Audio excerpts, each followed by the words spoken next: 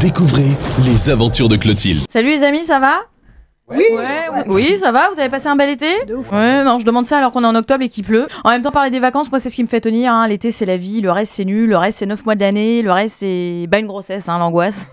J'aime tellement l'été que chez moi je continue à boire du rosé en regardant la pluie tomber. Je tends le bras comme ça, j'ai un rosé piscine. Heureusement, j'ai encore la chance de faire quelques petites parties de pétanque. En bas de chez moi, il y a un parc à chiens, un peu de sable, un banc, 2-3 crottes, donc même pas besoin de cochonnet. Avec le bar des amis qui fait l'angle, on est au top du top. Manque plus que le parcours de golf de 18 trous encore. Enfin, encore. Et encore, il y a le bois de Vincennes juste en face pour les plus aventureux. Ouais, elle était grasse celle-là. Non, franchement, chaque rentrée, je suis nostalgique de l'été.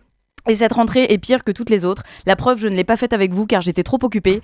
Occupée à défaire mes valises en chialant sur mes photos de vacances avec en fond David et Jonathan. Vous savez, celle qui fait « Qu'est-ce que tu fais pour les vacances ?»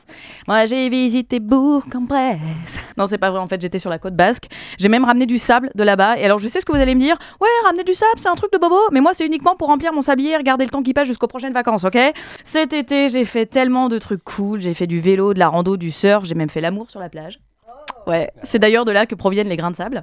Ouais, dans la culotte, j'en ai ramené pas mal. Comme deux adolescents qui n'osaient pas faire le premier pas, on a attendu que la mer monte pour se prendre la main. Je ne sais d'ailleurs pas si ce sont les rouleaux de bord ou nos fougueuses roulades, mais j'étais vraiment toute mouillée. Bref, une idylle parfaite, estivale, légère et sans infection urinaire. Ici, je fais des plages de 4 heures, je surfe sur des pages et à une lettre près, c'est vraiment moins excitant. Lui doit penser pareil, la plage sans elle n'est plus.